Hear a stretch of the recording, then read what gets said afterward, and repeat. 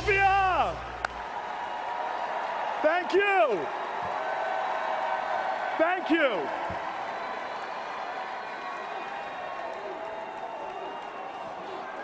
Thank you. Thank you. Thank you. Thank you. Thank you very much. Thank you.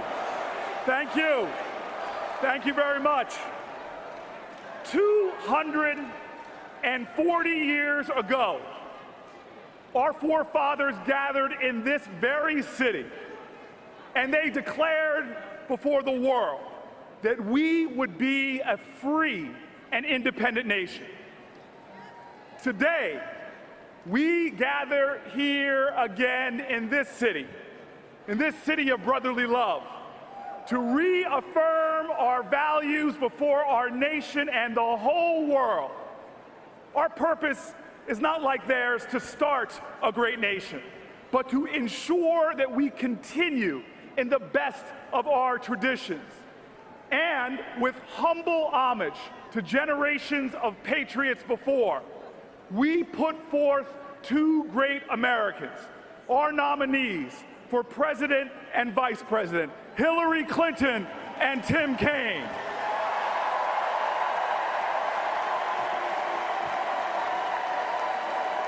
Now, looking back to our history,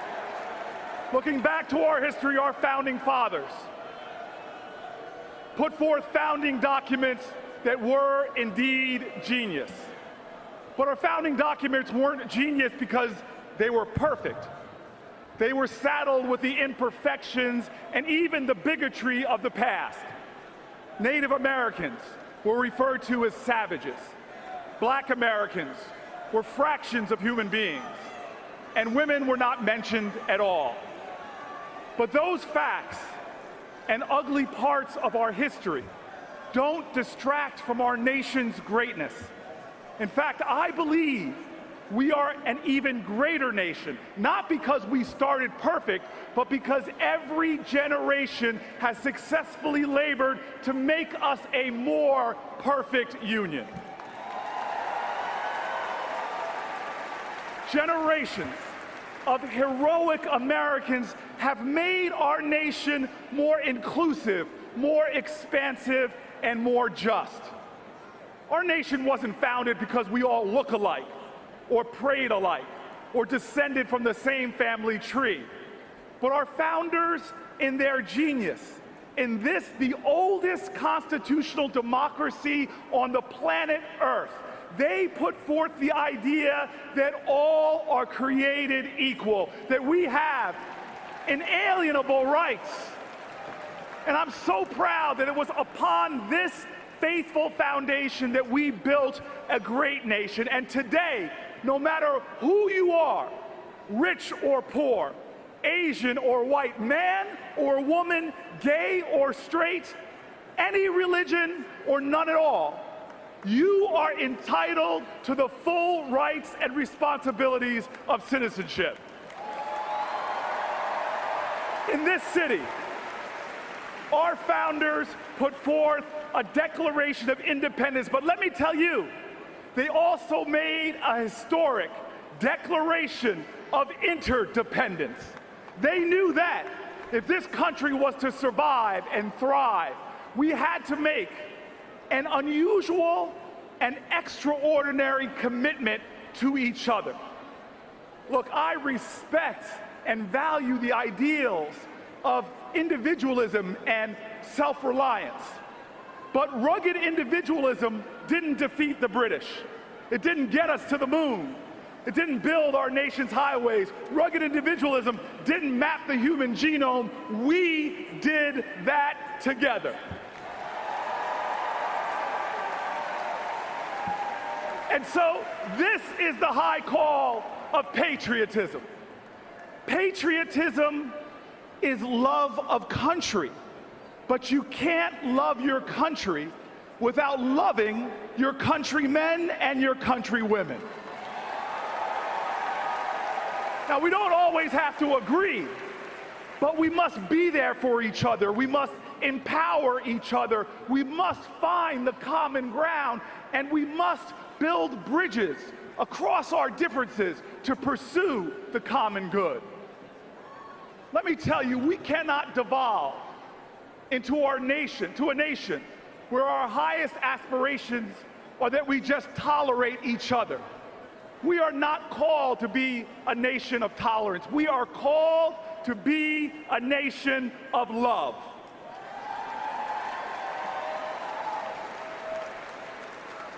That's why that last line of the Declaration of Independence says it so clearly. It says that we must, to make this nation work, we must mutually pledge to each other our lives and our fortunes and our sacred honor. Tolerance is the wrong way. Tolerance says, I'm just going to stomach your right to be different. That if you disappear from the face of the earth, I'm no better or worse off.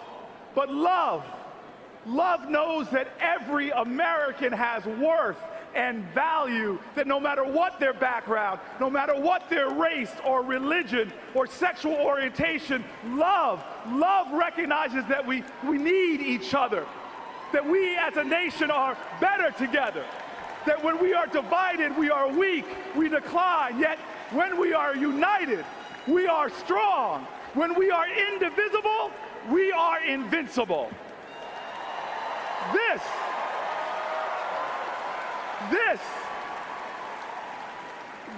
is the understanding of love that's embodied in one of my favorite sayings. It's an African saying, and it says, if you want to go fast, go alone. But if you want to go far, go together. This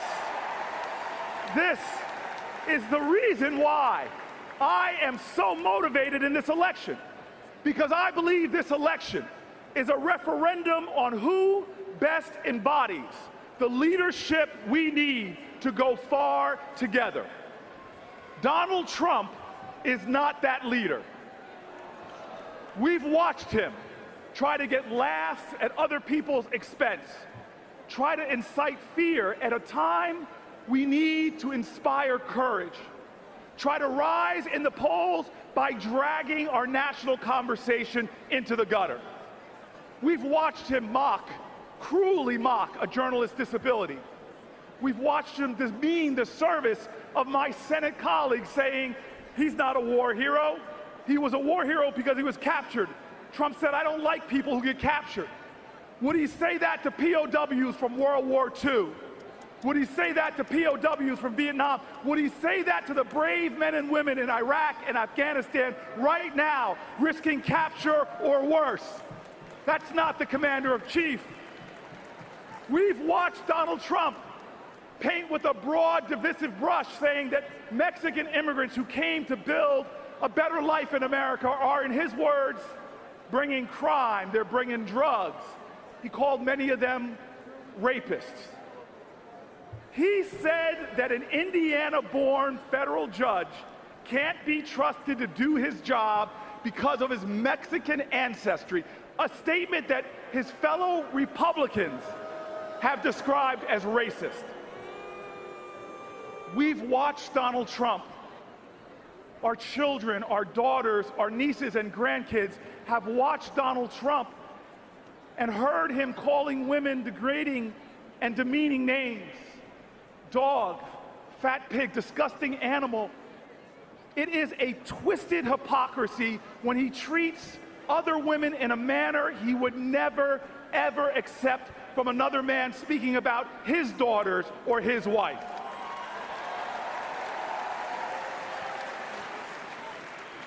In this great nation where our founders put a fundamental principle forward of religious freedom, he says, ban all Muslims. Don't let certain people into our America because of how they pray. Now, I take particular interest in the fact that Trump says he would run our country like he's run his businesses. Well, I'm from Jersey. And I'm from the Great Garden State, and we've seen how he leads in Atlantic City. He got rich while his companies declared multiple bankruptcies. Yet without remorse, even as people got hurt and lost jobs by his failures, he bragged, and I quote, "The money I took out of there was incredible." Yes, he took out a lot of cash, but he stiffed contractors, many of them small businesses, refusing to pay them for the work that they've done. You know, we in America have seen enough of a handful of people growing rich at the cost of a nation descending into crisis.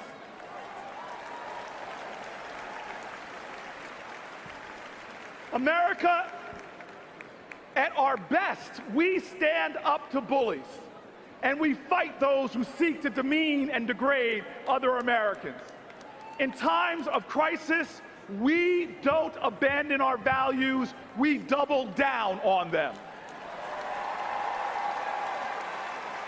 Even amidst the crisis of the Civil War, Lincoln stood up and called out to all of our country, saying, "With malice towards none and charity towards all."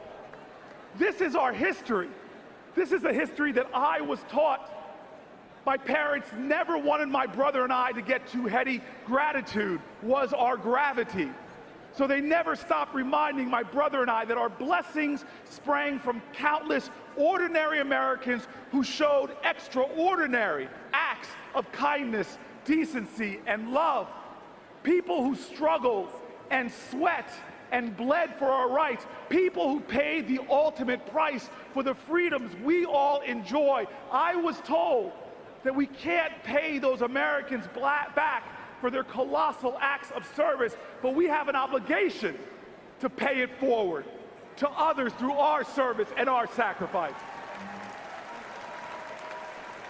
I support Hillary Clinton because these are her values, and she has been paying it forward her entire life. Long before she got in politics, she was in Massachusetts going door to door collecting the stories of children with disabilities. In South Carolina, she fought to reform the juvenile justice system so that children wouldn't be thrown in adult prisons. In Alabama, she helped expose the remnants of segregation in schools. In Arkansas, she started a legal aid clinic to make sure poor folks could get their day in court. She has fought for the people, and she's delivered. That's why we trust her to fight and deliver for us as president. But let me tell you, we have a presidential nominee in Clinton who knows that in a time of stunningly wide disparities of wealth in our nation, that America's greatness must not be measured by how many millionaires and billionaires we have, but how few people we have living in poverty. Hillary knows that when workers make a fair wage, it doesn't just help their families, it builds a stronger and more durable economy that expands opportunity and makes all of us Americans wealthier. She knows that in a global knowledge-based economy, the country that out-educates the world will out-earn the world, out-innovate the world, and will lead the world. She knows that debt-free college is not a gift, it's not charity, it is an investment. It represents the best of our values, the best of our history, and the best of our party, all of our shared ideas and values together. Hillary Clinton knows that when we have paid family leave, that this is something that must happen. Because when a parent doesn't have to choose between being there for a sick child and paying rent, or when a single mom earns an equal wage for equal work, it empowers the most important building block in all of our nation, and that is the family. Hillary Clinton knows that security doesn't come from scapegoating other people because of their religion, alienating our allies, stoking fear, and pointing fingers. It comes when we band together to face down and defeat our common enemy. And she knows something that I fight for every day, that our criminal justice system desperately needs reform, that we need to bring back fairness to a system that still, as Professor Brian Stevenson says, treats you better if you are rich and guilty than poor and innocent.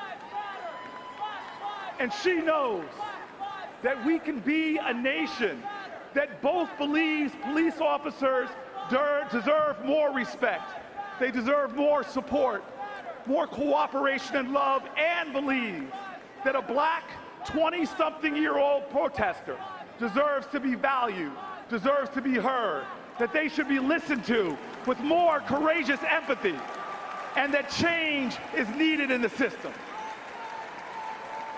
And Hillary Clinton knows what Donald Trump betrays time and time again in this campaign, that we are not a zero-sum nation. It is not you or me. It is not one America against another American. It is you and I, together, interdependent, interconnected, with one single interwoven destiny. When we respect each other, when we stand up for each other, when we work together against our challenges, against our neighbor's challenges, be it a neighbor with a beautiful special needs child or one struggling with the ugly disease of addiction. When we as Americans help them, when we show compassion and grace, when we evidence our truth that we are the United States of America, one nation, under God, indivisible, that is when we are stronger. That is when we go from an already great America to an even greater America. Now let me tell you right now, when Trump spews insulting and demeaning words about our fellow Americans, I think of that poem by Maya Angelou. Y'all know it. You know how it begins. You may write me down in history with your bitter, twisted lies. You may trod me in the very dirt, but still, like dust, I rise. Well, y'all know it. Y'all know it.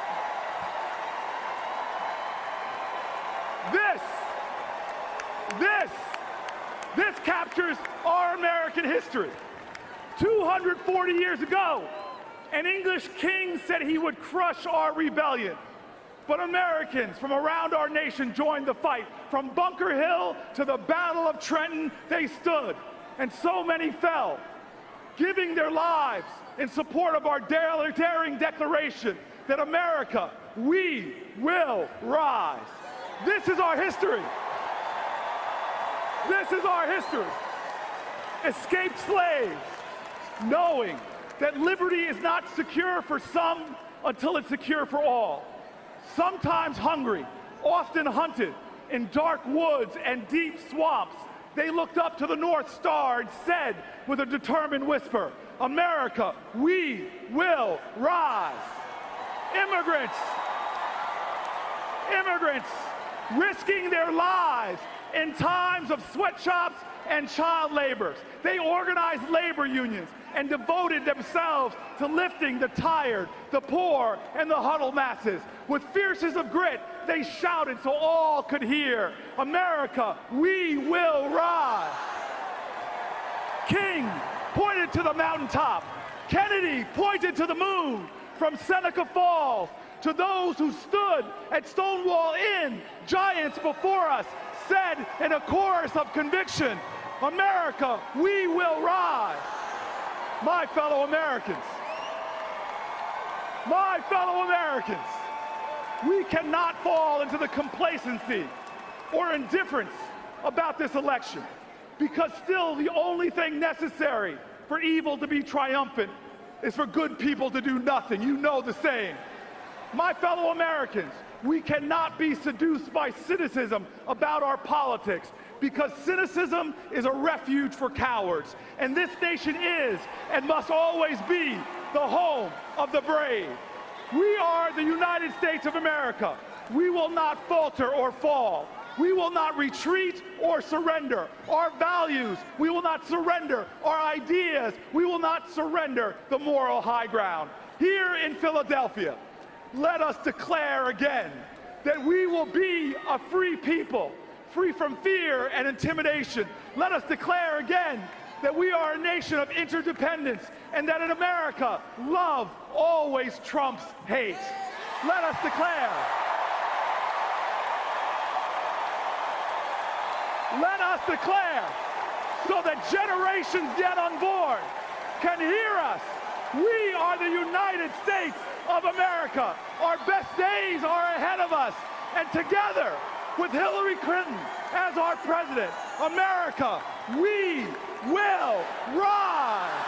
God bless America. Let us rise together. God bless America.